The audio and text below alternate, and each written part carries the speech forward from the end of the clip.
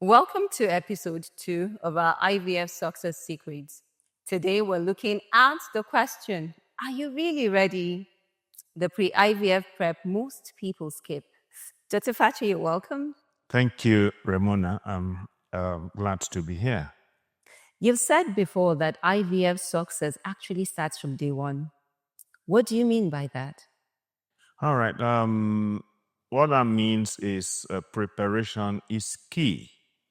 There is a lot of similarity between, if you look at traditional planting and then what happens during IVF. A farmer who intends to plant does not just go into the land and start planting. They do a lot of preparation, getting good seed, ensuring that the season is right, getting a good land, and preparing the land. So that, is similar to what we expect in IVF, where couples take time to prepare. This is the time that actually most couples skip, because many of them have been in the fertility journey for a long time and they are worn out. So eventually they decide to go for IVF, and then they show up and say, we are ready. We're here now. We want to start IVF tomorrow. So there is no optimization. Their nutrient level may not be okay. Their metabolic state may not be okay. And so they just probably believe that, the IVF medications will do the magic, but that's not correct. So you need that preparation. You need to undergo proper evaluation to find out the reason why you're not able to conceive spontaneously or naturally in the first instance, because that same reason could affect the outcome of IVF. So without proper preparation, then IVF may fail. So that's why people need to take time to prepare before going into the actual IVF proper. Could you please enlighten us on some of the medical tests, evaluations couples go through? Okay, so basically, when couples, come in and, they are interested in IVF, we typically want to start from the basic testing. We want to do ultrasound, pelvic ultrasound for the woman. We want to check her hormonal state, status. There are fertility hormones that we commonly check, including follicle-stimulating hormone, which is FSH for short, luteinizing hormone, LH, estrogen, prolactin, thyroid function tests, and then anti-Mullerian hormone. Anti-Mullerian hormone is particularly very important in women who are above 35, where you may suspect that the ovarian reserve is low. So these are the common hormonal tests that we do at various stages of the menstrual cycle. And then sometimes we may also assess progesterone to determine whether the woman is ovulating or not.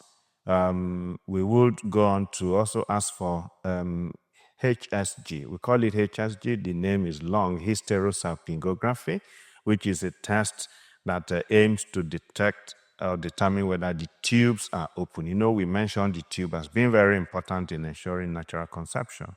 So that is also done. And sometimes it might tell you that the tubes are blocked. Sometimes it might even go on to say, not only is the tube blocked, it has accumulated water, what we call hydrosalpinx. Or if there are both tubes that accumulated water, we say hydrosalpinges. Okay? And just like we say, with that knowledge now, you would know that evidence have shown that such accumulation of fluid in the tube can actually affect IVF outcome. So in that kind of patient, you're not going to jump into IVF. She would need to undergo a procedure first, preferably laparoscopic salpingectomy, which means we're going to be cutting off those tubes using laparoscopy so that the IVF treatment can be successful. So imagine if you don't have time to do all those tests and then you jump into IVF. Very important. These are tests that the women would do. The man needs to be checked.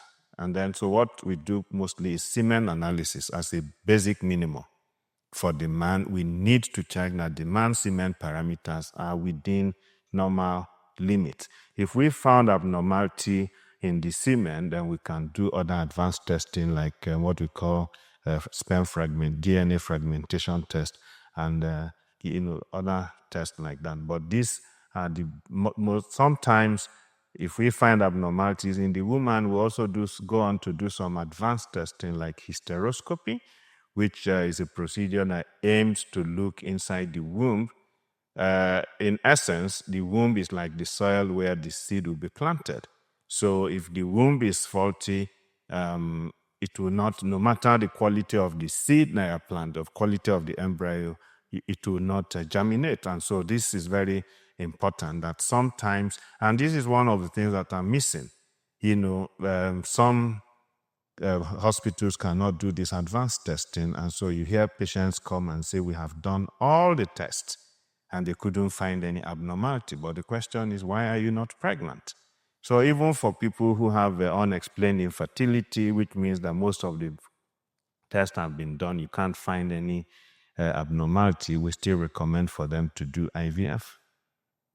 Well, you've said quite a number of things. Can you tell us, emphasize on how important a proper diagnosis is before jumping into treatment? Okay, yeah. So I think I touched on that. You touched on it. Yeah, so that is like a very basic foundation. It's like, can you start a journey without knowing your destination? You can't. So when you are going to start IVF, you must establish a proper diagnosis, and it must be clearly communicated. The couples or the patients should know the reason why they are unable to conceive naturally. And because that, again, would help them understand the prospect, because some of these causes will determine the outcome. If you're going to tell someone you need to use a donor egg, for instance, you must have established that the woman have significantly diminished ovarian reserve. And so you cannot get eggs from her.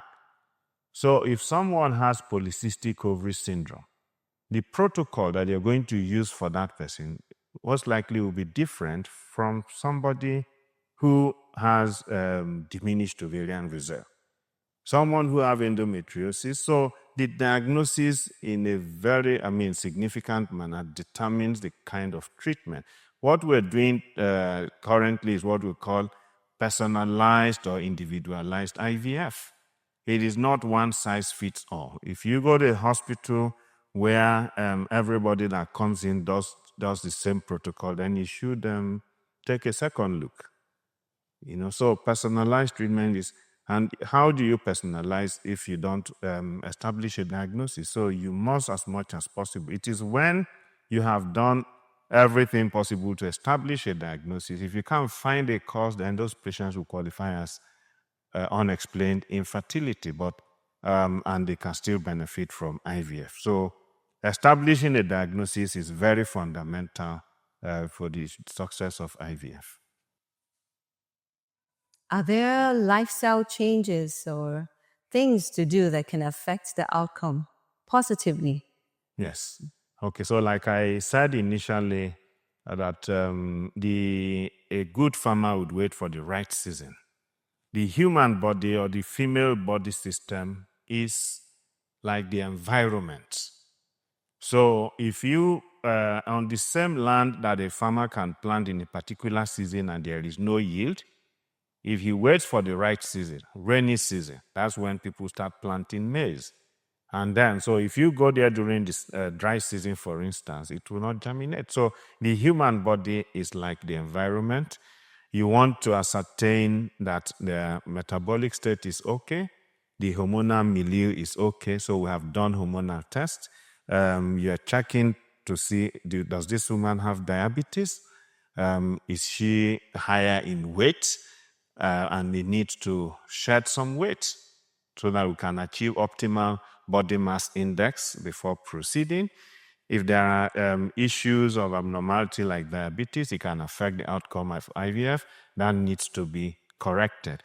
Most people are not able to sustain or eat balanced meal. And so they lack certain nutrients. Those nutrients, some are measurable, some are not, need to be supplemented before you can start IVF. The patients need to be able to work on their weight and then be able to desist from cigarette smoking and excessive alcohol consumption. All these are important. And it takes about an average of 3 months for a woman's egg to start from the primitive stage to the point where it can be ovulated.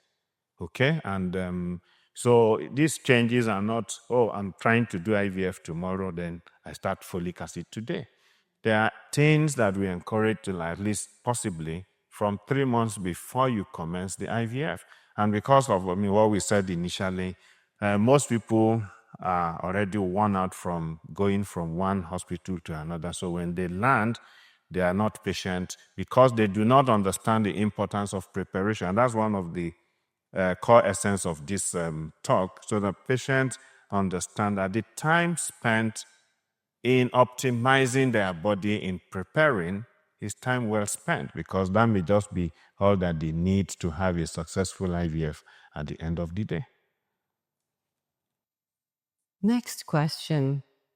Is the male fertility as important to prepare for as that of the female, Yes, in your opinion? very important question, and it's good to establish that like I said, I'm going to be making a lot of analogy between seed planting and IVF. So the female egg is like half of the seed. The male sperm is the other half. They need to come together to form a whole, which is the embryo. That embryo now is what we can refer to as the seed that is ready to initiate pregnancy, okay? So what it means is male contributes 50%, female contributes 50%. So the male evaluation is very important, because if the male sperm is deficient, then the woman cannot conceive. Whether it is low sperm concentration, whether it is poor morphology, whether it's poor motility, that can prevent natural conception. So we encourage women to not show up alone and say, I have been trying to conceive. You can't be trying to conceive. We have been trying to conceive. You should be there with your partner, because no matter how fertile you are, if your partner has issues, your male partner has issues, you cannot conceive. So the evaluation of the man is very important, and the test is simple. Bring out semen is tested, unlike the woman who may have to undergo through, several tests. Some of them are invasive. Now, if you find abnormality, it would help you. It will also give you time to see, is this an abnormality that can be improved upon? Supplementation is also very important in the male as well as it is in the female. So this is important for the male to be evaluated early. Let's not wait until, the woman, some women say, I want to check myself first before I bring my husband. It's good to check your husband so that if there are issues, both of you can start preparing. Even when there are no issues, we encourage people to take supplements just to optimize their system. You've talked about that. Now, how about the mental angle? Mentally, emotionally, how do couples prepare for IVF? So, like I said, IVF is a very mentally and emotionally demanding procedure. Most people who come for IVF have tried some form of fertility treatment that didn't work. Again, some have even tried IVF that didn't work. So you need to be mentally prepared, emotionally prepared by getting all the support that you need, having realistic expectation by getting the right information. And then speak to people who can give you, support. When you get, and then of course, get the information that you need and you have a realistic expectation, it will help you prepare for maybe treatments that did not go well in the course of the fertility journey. And even sometimes, some patients are successful, but they are not able to cope because they just moved from infertility to suddenly carrying pregnancy. And so that's preparation. So both ways, people who are going into IVF need to prepare mentally and emotionally. Yes. Having gone through all of the stages, when would you say is the right time for couples to begin an IVF circle? All right. The starting IVF cycle is something that we need to put a lot of things into consideration. We need to establish first that, like I said, age and fertility are not friends. So IVF shouldn't be a treatment that we're waiting to say, okay, until we have tried everything. People do ovulation induction, for instance. If first, then they use 3 or 4 months to recover from the disappointment for a treatment that has between 15 and 20% chance of success because they didn't, they were not well prepared. They had unrealistic expectation. So the time you're wasting, your body is getting older, your egg quality and egg quantity is declining. So if you've made proper checks and then you have been evaluated and you require IVF, other than the time that you need to prepare your body and your mind to start this IVF, the earlier you start IVF, the better. IVF should not be kept until it's late. And then you're going at the time, maybe you're close to menopause, and then you feel like, that is the time. And that it still boils down to the fact that a lot of people do not understand what IVF is all about. It's a treatment that relies on healthy egg and healthy sperm to be successful. If these are adversely affected by age because the patient took so long to decide on having IVF, then it might be challenging. And so many people end up having to resort to donor gametes because they have wasted precious time, before they opted to do IVF. Thank you so much, Dr. Fachi. Thank you, Ramona. You're welcome. You have watched, and then now you understand better that you need to have realistic expectations. You need to take care of yourself mentally and emotionally.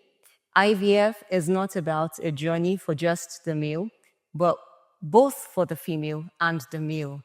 Having answered all of this and then prepared yourself, you will need to find the right clinic. Join us on our next episode when we'll be talking about the right clinic to visit, why that matters so much. Thank you for watching and listening.